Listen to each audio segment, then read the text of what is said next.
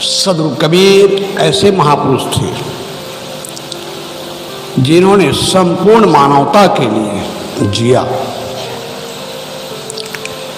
एक वर्ग, एक जाति, एक देश के लिए नहीं, अपितु सबके लिए।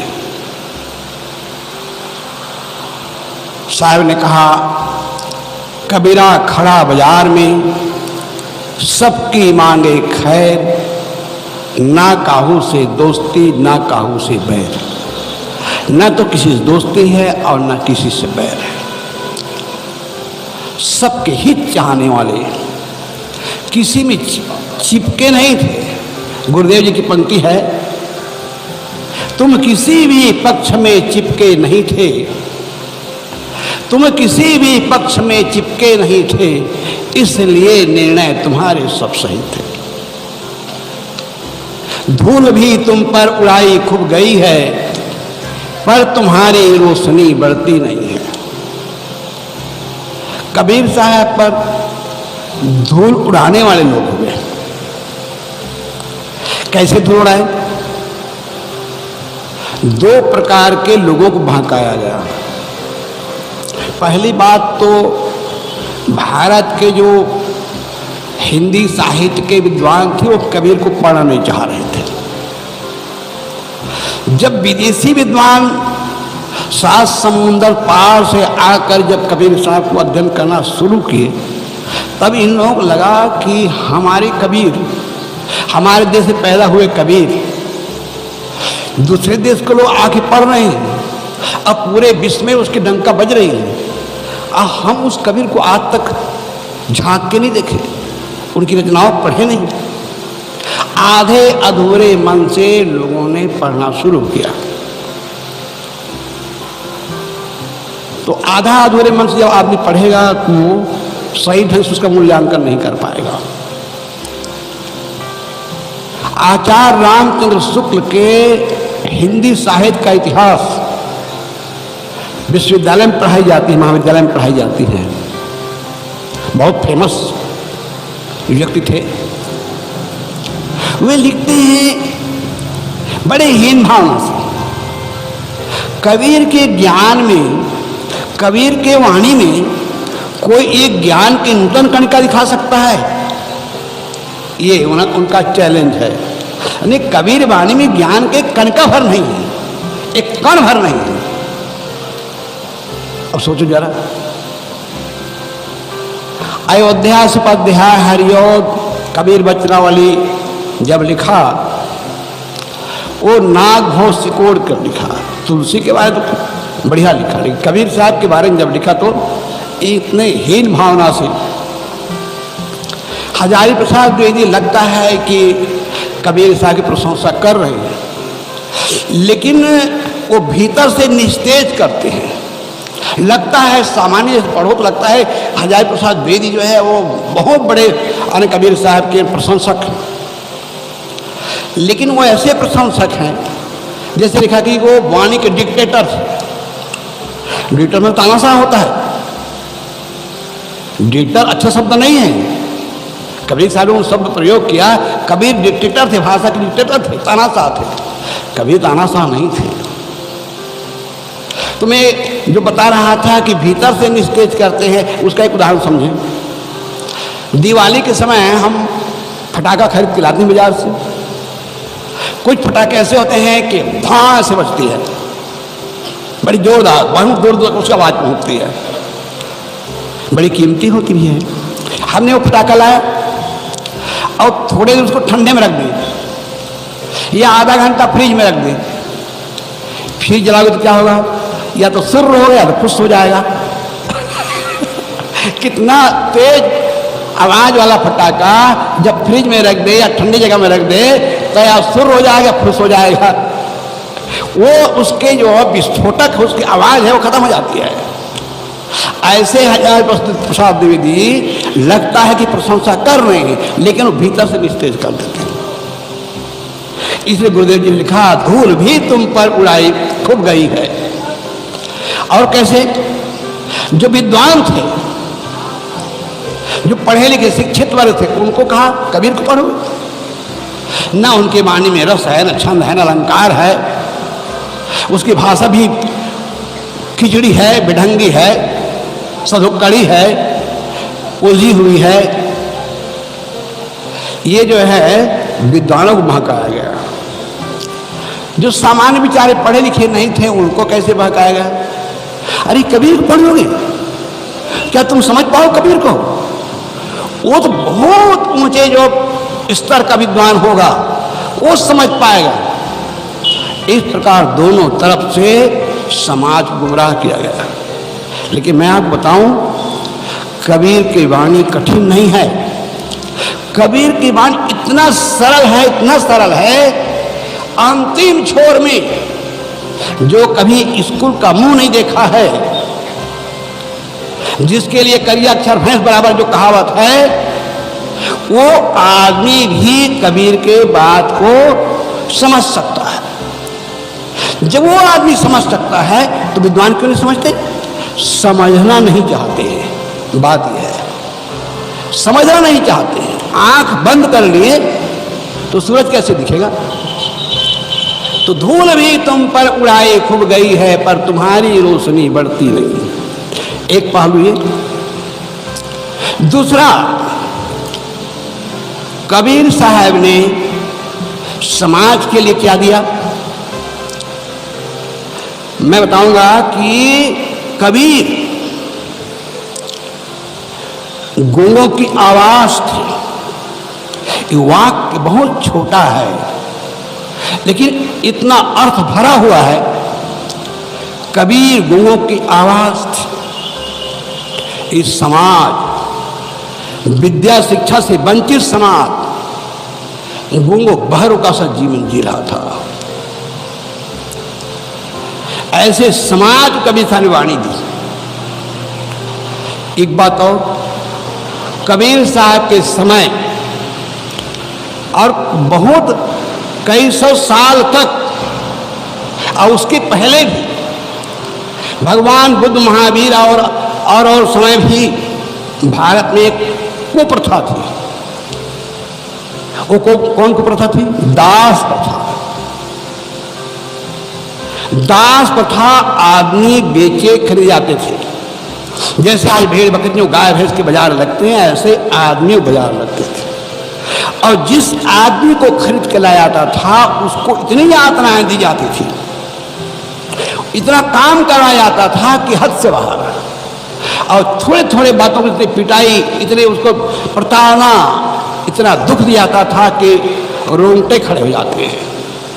मैंने राहुल शांतिदान को पढ़ा। गुजरात में दासी विक्रय पत्र का उन्होंने उल्लेख किया था संस्कृत में, फिर हिंदी अनुवाद दिया। और मारते मारते अगर कहीं मर जाए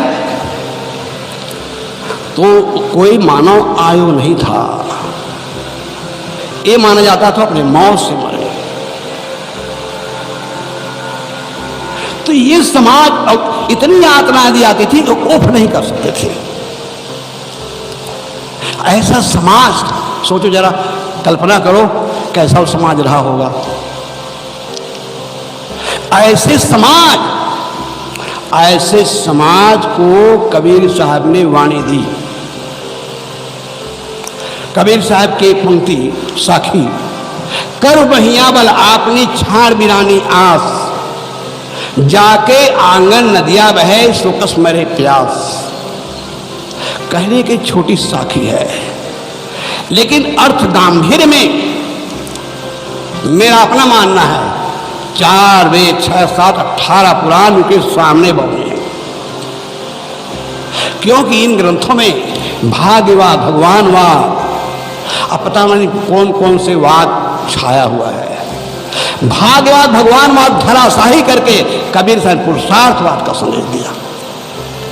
तो कबीर गूंगों के आवाज थे। रामचरितमानस कबीर साहब से ठीक 135 वर्ष बाद गोस्वामी जी पैदा होते हैं। ठीक 135 वर्ष होना ये चाहिए। तुलसी ज्यादा उदार होना चाहिए कबीर से, क्योंकि कबीर से 135 वर्ष बाद पैदा हो रहे हैं, जन्म ले रहे हैं। लेकिन उल्टा है। तुलसी से 135 वर्ष पहले पैदा होने वाला व्यक्ति, उसकी विचारों में उदारता है, समता है, समानता है। गोस्वामी जी और परेशान हो गए थे। रामचरितमानस के उत्तरकांड के ये दोहा पढ़िए।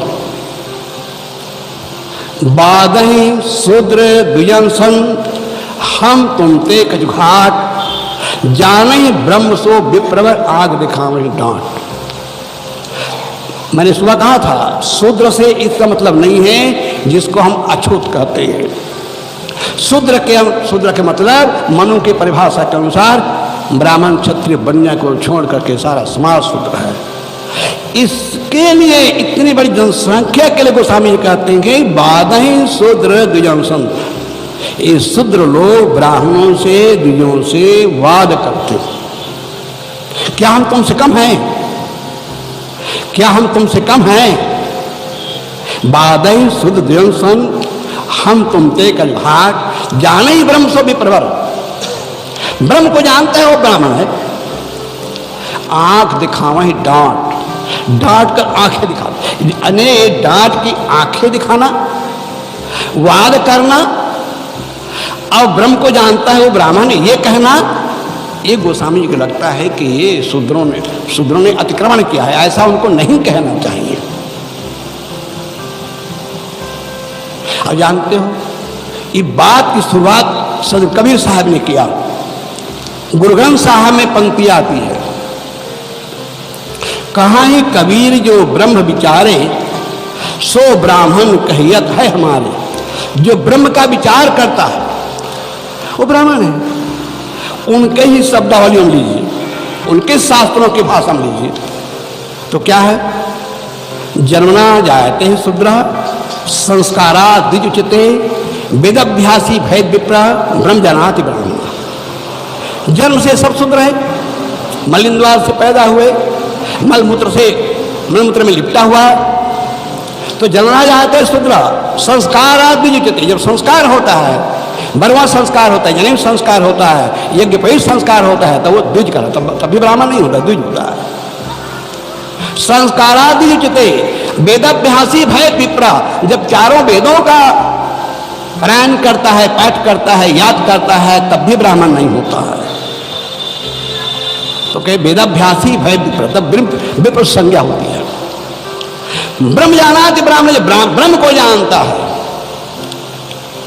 आत्म साक्षात्कार साहित्यिक भाषा में, तब जाकर के वो ब्रह्म कहलाता है, ब्राह्मण कहलाता है। तो कबीर साहब उन्हीं भाषा में कह रहे हैं कि भाई जो ब्रह्म को जानते हो ब्राह्मण, क्या गड़बड़ी है? लेकिन नहीं, वो सहन नहीं कर पाए। तो मैं कह रहा था कि गोस्वामी जी, एक बात मैं बता देना चाहता हूँ, थोड़ा हमें क्षमा भी करेंगे क्योंकि प्रसंग आता है तो बात कहनी होती है। गोस्वामी जी में दो बातें थी उत्तरकांड के अनुसार। ब्राह्मणों में चारित्रिक गिरावट आ रही थी, गोस्वामी इससे परेशान थे। जिसको ऊंचा कहा जा रहा था, जगत पूज्य कहा जा रहा था, पृथ्वी के देवता कहा जा रहा था, यहां तक जाए संत अनंत समाना, भगवान से बढ़कर जानना चाहिए, उस वर्ग में चारित्रिक गिरावट आ रही थी। मैंने गोस्वामी जी पंक्ति लिखी, विप्र निरक्षर लोलुप कामी निराचार सठ विश्ली स्वामी। समझ गए होंगे, ज्यादा व्याख्या मेरा प्रसंग रह जाएगा। विप्र निरक्षर लोलुप कामी निराचार सठ विश्ली स्वामी, उससे परेशान थे। दूसरी तरफ इस बात से परेशान थे गोस्वामी जी, जिसको शूद्र कह रहे हैं, अछूत कह रहे हैं, जिसके लिए विद्या शिक्षा के दरवाजे बंद थे, पूजा पाठ यज्ञ सब कुछ बंद था, वो वर्ग शूद्र कर रही जब तप व्रत नाना, अब बैठ बरासन काहे पुराना, इससे परेशान थे। अरे भाई, शूद्र जो है, जिसको तुम शूद्र कह रहे हो, वो पढ़ लिख करके अभी तन पर अशिक्षित रहे, अब किसी प्रकार से पढ़ लिख लिए तो वेद पुराण पढ़ रहे हैं, शास्त्र पढ़ रहे हैं, तो उसमें आपका नुकसान क्या हो रहा है? बात समझ आ रही है? शूद्र करही जब तप व्रत नाना। अब बैठ विरासन कहीं पुराना। इससे परेशान थे। गोस्वामी जी आ जाते ना तो हमारे महात्माओं को देख करके जल भून जाते। अरे इस शूद्र हो करके मंच गद्दी भाषण दे रहे हैं। बहुत दूर की बात नहीं सज्जनों, आज भी ऐसे मानसिकता के लोग हैं। इसी छत्तीसगढ़ में बागबाहरा क्षेत्र में यामिनी साहू का तो आप लोग वीडियो देखे होंगे, नहीं देखे हो तो क्लिक करके देख लेना। यामिनी साहू भागवत कथा कह रही थी, कई वर्षों कथा कह रही थी। ये ताजा उदाहरण मैं इसलिए दे रहा हूं। ब्राह्मणों ने कहा तू महिला है, तू शूद्रा है, तू तेली जात के है, तो व्यास गद्दी बैठ करके भागवत नहीं कर सकती है। तो खुशी से ते उतर जा और नाच गाना कर, वहां मोजरा ले। तू व्यास गद्दी में बैठने का अधिकारी नहीं है। तू सहज नहीं मानेगी तो हम वहां करके खींच निकालेंगे, उतार देंगे गद्दी से और तुम्हारे अपमान करेंगे। बड़ी बात फैली है। मेरे पास ये बात पहुंची, मैंने उनसे फोन मिलाया। मैंने कहा बेटी घबराना नहीं, पूरा साधु समाज आपके साथ खड़े हैं। मैंने 5-6 पृष्ठ धर्मशास्त्र के इतिहास, वैदिक साहित्यों का विवरण 5-6 पृष्ठ उनको फोटो कॉपी करके व्हाट्सएप भेजा। मैंने कहा जिस देश में अपारा घोषा जैसे ब्रह्मवादिनी निष्काएं हुई, अब वेद में 1-2 नहीं 1 दर्जन से अधिक महिलाएं वेद मंत्रों की रचिता हैं। 1 दर्जन से अधिक। अपाला, घोषा, जुहू, ब्रह्मजाया, सूर्या, इंद्रमाता आदि आदि 1 दर्जन से अधिक महिलाएं हैं जो वेद मंत्रों की रचिता है।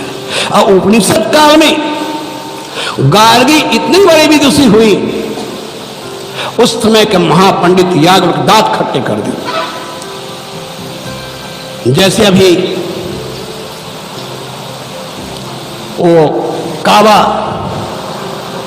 वो अभी कावा के जो है चल रहा है ना, एक लोक गायिका है, अब उसको इतना परेशान कर रहे हैं, उस पर पुलिस वाला नोटिस आ रही है। आज ही मैं देख रहा था कि तुम जो है उसने कहना सत्ता पक्ष से वो मैंने सवाल कर रही है, तुम्हारे राज्य में कहीं महिलाओं को जिंदा जलाया जा रहे हैं, कितने कितने अत्याचार हो रहे हैं, आप क्या कर रहे हैं? अब उसको जो है पुलिस से उसके ऊपर लगा दी उसके पीछे। तो आज भी दशा है। तो मैं कह रहा था गोस्वामी जी के मैं 2 उदाहरण दिया और एक ठोर बहुत ही आपत्तिजनक। जेवरनाधम तेले कुम्हारा सबच किरात कुल कलवारा नार मुग्र संपत्ति नासी मूल मुड़ाए भय सन्यासी। और हमारे साहू लोग जो है माइक लगा करके अपने आप को जब गाली देते हैं तो मुझे लगता है चुल्लू पानी डूब मरना चाहिए। शब्द बहुत कठोर है, हमें स्वाभिमान तो होना चाहिए। एक बड़ी संख्या के लोगों को तुमने वानाधम क्या अपराध किए? रामायण उत्तरकांड के अंतिम क्षण मैं आप लोगों को इसलिए याद दिला रहा हूं कैसे कैसे है।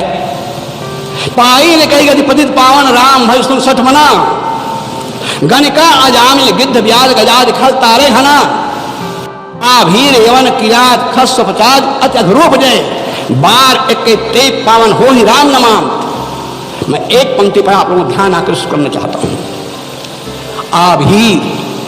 आभीर यादव, छत्तीसगढ़ की भाषा में रहो। आभीर बिहार में, उत्तर प्रदेश में करोड़ों की संख्या उनकी है। इतनी बड़ी संख्या को गोस्वामी जी कहते हैं आभीर यवन। यवन को हम विदेशी ले सकते हैं। आभीर यवन किरात, अब किरात में आदिवासी आ गए, मुर्मुज भी आ गई, महामहिम। आभीर यवन किरात खस, एक खस जाति होती थी, आजकल उसके वंशज भारत में कम है, बल्कि नेपाल में ज्यादा है। अब मैं देख रहा था इतिहास में अभिरेवन किरात खस और स्वपचादी कहकर जितने एससी के लोग हैं आदि कह दिया। व्याकरण को आप देख ध्यान दीजिए, आदि स्वपचाद ये कैसे हैं? अति अधरूप, अत्यंत पाप रूप, जहर घोल दिया। मैं गोस्वामी जी का आदर करता हूं, लेकिन उनकी गलतियों के मैं माफ नहीं करता हूं, कि मेरा स्वभाव है। बचपन से मैंने रामायण पढ़ी, रामायण 8 कांड मैंने कंठस्थ किया, रामायण की मैं व्याख्याकार था। आज भी गोस्वामी जी की और बातों में सम्मान करता हूं, लेकिन जहां गलतियां हैं मैं माफ नहीं कर सकता। मैं सच्चे पथ का राही हूं, कह सकता दिन को रात नहीं, ईमान बेदू टुकड़ों में यहां मेरी बस की बात नहीं। मेरा स्वभाव है सर, अन्याय को अन्याय, गलत को गलत, गलत को गलत कहने का जो साहस हमें सब कबीर साहब से मिला। तो मैं कह रहा था कबीर गूंगों की आवाज थे। मनु ने कहा था शूद्र न्यायाधीश नहीं हो सकता, शूद्र न्यायाधीश नहीं हो सकता। स्वतंत्र भारत में जब देश आजाद हुआ, जब संवैधानिक शक्ति मिली, संवैधानिक शक्ति मिली तो पहली बार सुप्रीम कोर्ट के प्रधान न्यायाधीश, लोअर कोर्ट हाई कोर्ट नहीं, सुप्रीम कोर्ट के प्रधान न्यायाधीश के.जी. बालाकृष्णन हुए। अब मनु का वो काला कानून चलता होता तो कोई के.जी. बालाकृष्णन देश के प्रधान न्यायाधीश नहीं हो सकते थे सुप्रीम कोर्ट के। अब पहला दलित एससी में से डॉक्टर के.आर. नारायणन राष्ट्रपति हुए। अभी सेवानिवृत्त हुए हैं रामनाथ कोविंद जी, वो भी कोहली परिवार से मिलान करते हैं, रामनाथ कोविंद। और अभी देश के जो महामहिम राष्ट्रपति जी हैं मुर्मू जी, तो वो जो है आदिवासी समाज से मिलान करती सज्जनों। लेकिन मनु का काला कानून चला होता तो कोई मुर्मू जी देश के राष्ट्रपति नहीं हो सकती थी। और इसके लिए हमें महापुरुषों ने त्याग किया है, बलिदान किया है, संघर्ष किया है। अभी साहब जी हमारे बता रहे थे हम सरस्वती की पूजा करते हैं, लेकिन सचमुच में सरस्वती कोई है, कोई हुई है तो माता सावित्रीबाई फुले, जिन्होंने माता बहनों को जिनके शिक्षा के दरवाजा बंद थे उनको उन्होंने वो धागा अपने पास रखता है और धागा से जैसे इशारा करते कठपुतली नाचती है। ऐसा ये मानव समाज कठपुतली है। भगवान उसको जैसे नाचता है, कठपुतली वैसे नाचती है जैसे तो सूत्रधार नचाता है। मैं कहता हूं ये ज्ञान विज्ञान का जनक, संसार का सिरमौर प्राणी मानव क्या कठपुतली है? कोई नच रहा है? ये पंक्ति वैज्ञानिक है, कोई नचाने वाला नहीं सज्जनों। आज में अपने भाग अभिधाता और निर्माता स्वयं है। तुम्हारे भाग को ब्रह्मा ने नहीं लिखा है, हमें हमारे दिमाग में थोप दिया गया है। ब्रह्मा ने जो लिख दिया छठी रात के अंत, और आई घटे ना तिल बढ़े रहुरे जीव संग, कोई ब्रह्मा नहीं लिखा। आप जैसा सोचेंगे जैसा करेंगे वैसा होगा। आप किसान हैं, खेत में जब मिट्टी मिट्टी मिलकर काम करते हैं, वर्षा को वर्षा नहीं समझते, गर्मी गर्मी नहीं समझते हैं, जाकर धरती सोना उगलती है और सोचे कि हुई है सो जो राम रचि राखा। तो राम रचि राखा कोई होने वाला नहीं। कबीर साहब की पंक्ति ऐसा है कि मुर्दम प्राण फूकने वाली है। कबीर साहब के बारे में और कहानी कही जाती है, कबीर ने मुर्दा को जिंदा किया। गोस्वामी ने लिखा जीवत 100 सम 14 प्राणी। ज्यादा व्याख्या नहीं करूंगा, पंक्ति आप वहां देख लेना। 14 प्राणी ऐसे हैं जो जीते हुए मरे के समान है, मुर्दा है। ऐसे समाज मुर्दा हो गया था, साहस खो दिया था, हिम्मत खो दिया गया, अपने स्वाभिमान खो दिया था। उस समाज में जो अब एक मान रहा था हमारी ये नियत ही है, ये हमारी नियत है, हम इस जीवन में कुछ नहीं कर सकते हैं, अब तो जब भगवान की कृपा होगी तब कहीं कुछ हो सकता है। कबीर साहब ने कहा कोई भगवान तुम्हें कुछ करने वाला नहीं है, अपने पुरुषार्थ का भरोसा करो, पुरुषार्थी बनो। अवतारवाद को कबीर साहब ने धराशायी किया। ये अवतारवाद, मैं एक उदाहरण देना चाहूँ, इतिहास उदाहरण। महमूद गजनवी देश में 17 बार आक्रमण किया, इतिहास विद्यार्थी जानते हैं। जब वो मूर्ति को तोड़ा गया, अरबों खरबों की संपत्ति, अरबों खरब नहीं कर सकते हो, हम कल्पना नहीं कर सकते कितनी कितनी संपत्ति थी सोमनाथ के मंदिर में। गजनवी ने आक्रमण किया। पंडित पुजारी क्या कहे, भगवान विश्वनाथ की हम रक्षा करेंगे, भगवान की प्रार्थना करो, स्तुति करो, कीर्तन करो। भगवान का तीसरा नेत्र जब खुलेगा, जैसे कामदेव को भस्म कर दिया था ना, ऐसे गजनवी भस्म कर देगा।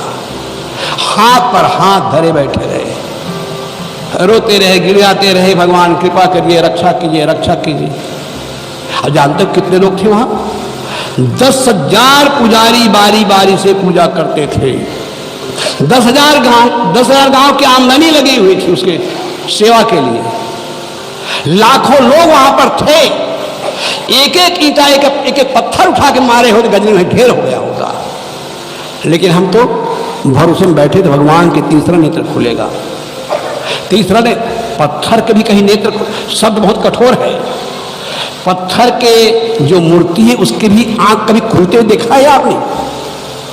लेकिन हम लोग कैसे हैं? हम तो चूहा से गए, हम तो बिल्ली से गए बीते हैं। बिल्ली के सामने आप बढ़िया सुंदर चूहा बनाकर रख दीजिए, रंग पेंट लगा दीजिए, लगे बिल्कुल चूहा दौड़ने वाला। लेकिन बिल्ली को छोड़ दीजिए, वो बिल्ली जानती कि बेजान है, वो बिल्ली जानती कि बेजान है, ये हमारे खाने योग्य नहीं है, हमारा हार नहीं है, वो सूंघती तक नहीं बिल्ली। और हम लोग बिल्ली से गए बीते हैं। बिल्ली जान जाती है चूहा मिट्टी के है। हम जानते हैं ये मूर्ति बेजान है, ये सुन नहीं सकता, इसकी आंख तो बने हुए हैं लेकिन पलक झपकती नहीं है, बेजान है। फिर भी हम रोए गिड़ाए जा रहे हैं, प्रार्थना किए जा रहे हैं। कबीर साहब ने जो मूर्ति पूजा जो खंडन किया धुआंधार, इसलिए नहीं कि किसी की निंदा करना चाहते हैं, वो जगाना चाहते हैं आपके अंदर चेतना को। आप जागिए। संसार का सिरमौर प्राणी, ज्ञान विज्ञान के जनक मानव विवाह के मंडप पे जब जाता है, 2 कौड़ी का अनपढ़ ब्राह्मण कहे गाय गोबर लाओ, गाय गोबर 2 टिकिया बना दी, मंत्र प्रतगणानाम ता गणपति गंगा में, हाँ टिकली लगाओ, सिंदूर लगाओ, भिंग लगाओ। अपने तो जो है 100-200 मीटर कपड़ा पहनता है, और गणेश जी क्या पहनाए, थोड़ा सा रुई लिए, हल्दी में वो जो भीगा हुआ है और हम भिगा करके पहना दिए। देवता भी कितना सस्ता। ज्ञान विज्ञान का जनक, संसार का सिरमौर प्राणी, कलेक्टर है, IAS IPS है, प्रोफेसर है, इंजीनियर है, डॉक्टर है, वकील है। जब विवाह मंडप में जाता है तो वो गोबर गुड्डी का नाक रगड़ता है। अकिल पत्थर पड़े, अकिल है कुछ। इसलिए मैंने अपने कबीर आश्रम से पुस्तक छपवाई, विवाह विधान, शायद 1-2 का भी साथ बची होगी। हम कबीर पंथ को कम से कम वैज्ञानिक चिंतन का आधार लेना है। हम गोबर माटी कब तक पूजते रहेंगे? कब तक खाने पीने के सामान स्वाहा करते रहेंगे? एक समय था यज्ञ के नाम पर घोड़ा मारा जाता था, गाय मारी जाती थी, बैल मारी जाती थी, बकरे मारे जाते थे। राजा दशरथ के अश्वमेध यज्ञ में 300 पशु काटे गए थे। वाल्मीकि रामायण, गीता भाई गोरखपुर, वाल्मीकि रामायण बालकांड 14वें सर्ग 32वें श्लोक देखिए। राजा दशरथ के अश्वमेध यज्ञ में 300 पशु काटे गए। अब यही बात महाभारत यज्ञ था, ही बुचड़ खाना था। पंडितों को दान दक्षिणा बने, स्वाहा स्वाहा स्वाहा करते रहे। लोगों में जागरूकता आई, भगवान बुद्ध और महावीर का चिंतन चला, कबीर का चिंतन चला, तो पशुओं को काटना बंद हुआ, पशुओं को काटना तो बंद हुआ। अब अन्न फूकना शुरू कर दिए, घी, जौ, तेल, मेवे, अष्टमेवे, कीमती औषधियां, स्वाहा स्वाहा स्वाहा। अब फुकवाने के लिए 21,051 है और दक्षिणा। जागो, कब तक सोए रहोगे? अपने दिमाग को ठीक करो, कब तक तुम जो है ठगाते रहोगे? कबीर सब नहीं जगाया था, भूखे को भोजन, प्यासे को पानी और रोगी को औषध। ये होगी सेवा और ये होगा यज्ञ। यहां आए हो इस ज्ञान महायज्ञ चल रहा है। आप लोगों ने बड़े परिश्रम से अपने परिश्रम की कमाई एक ज्ञान यज्ञ में खर्च कर रहे हैं। यहां आकर कुछ साकला डाल के जाओ, स्वाहा करके जाओ। कौन स्वाहा करो? कोई बीड़ी पीता है, तंबाकू खाता है, गुटखा खाता है। आजकल एक गुड़ाखू बहुत चल गया है, और जो कुछ भी आपके अंदर बुराइयां हैं, यहां स्वाहा करके जाओ, जीवन पवित्र हो जाएगा। कबीर साहब ने मरने की बात, स्वर्ग की बात नहीं कही है। घर को स्वर्ग बनाओ। घर में हमारे माता पिता है, सास ससुर है, बड़े बूढ़े हैं, ये देवी देवता है। हमारे संतों ने गाया, घर ही में तीरथ बनेबे, मंदिर हम काहे के जेबे। साथ गौरा ससुर महादेवा, स्वामी की सर बनेबे, मंदिर हमें काहे के जेबे। हमें मंदिर जाने की जरूरत नहीं सज्जनों, हम घर को स्वर्ग बनाए। जिस घर में सास बहू में प्रेम है, भाई भाई में प्रेम है, पिता पुत्र में प्रेम है, देवरानी जेठानी में प्रेम है, वहां स्वर्ग है। जहां तू मैं है, वही नरक है। इस प्रकार कबीर साहब ने वैज्ञानिक चिंतन दिया। धर्म के बारे में साहब सब बता रहे थे। धर्म की कवि ने वैज्ञानिक परिभाषा दी। जहां दया तहां धर्म है, जहां लोभ तहां पाप, जहां क्रोध तहां काल है, जहां क्षमा तहां पाप। कितना वैज्ञानिक चिंतन। पंडित पुजारी में ठग रहे थे, मर गया, कोई मर गया। यहां तो छत्तीसगढ़ में हमने नहीं देखा। हमारे क्षेत्र में कोई आदमी मर गया तो महाबामान आता है, इतना कुछ दान देना पड़ता है उसको। खटिया कुर्सी रजाई गद्दा सोना चांदी रुपया पैसा धान चावल कोदो कुटकी, अने पूरा जितना दो। उनका तो पेट ऐसा है डाक, जैसे डाक का डब्बा कहीं भरता नहीं। एक उदाहरण दूं आपको, चलते चलते नेपाल में एक राजा मर गया। वहां महावाहन नहीं थे, भारत से महावाहन बुलाया गया। तो जो है राजा के हाथी घोड़े रथ सोना चांदी हीरे मोती करोड़ अरबों की संपत्ति देकर के हाथी में बैठा करके उसको विदा किया। एक पुस्तक है, खासकर जो बुद्धिजीवी वर्ग है उसको मना पढ़ेंगे। धर्म के नाम पर, याद रखें, धर्म के नाम पर आचार्य चतुर्सेन की क्रांतिकारी पुस्तक होगी, शायद 300-350 पेज की होगी। पढ़िए। ऐसे जब पुस्तकें पढ़ेंगे तो दिमाग की खिड़की खुलेगी। कैसे पंडित पुजारी लूट रहे हैं, ठग रहे हैं, कैसे हम गुमराह हो रहे हैं। यहां तो हमने कम देखा। हमारे यहां सब ब्राह्मण घर की महिलाएं, पढ़ी लिखी महिलाएं, सवेरे में घूमने निकलता हूं, पीपल पेड़ के चारों तरफ धागा लपेट रही है, अक्षत डाल रही है, चाय माए घूम रही हैं। कभी कभी तरस आती है कि तुम्हारे बुद्धि फाड़ी मार गई क्या? जिस देश में कल्पना चावला जैसे वैज्ञानिक महिला हुई, जिस देश में बड़े बड़े राष्ट्रपति हुए, उस देश की महिलाएं आज जो है चाय माए घूम रही, धागा लपेट रही हैं। जागो, देवी अलग से नहीं है, इसी में इस देवी है। परिजनों को देवी देवता समझो, भगवान भगवती समझो, प्रत्येक काम को पूजा समझ कर करो। समय ज्यादा हो रहा है, वाणी को देता हूं विराम।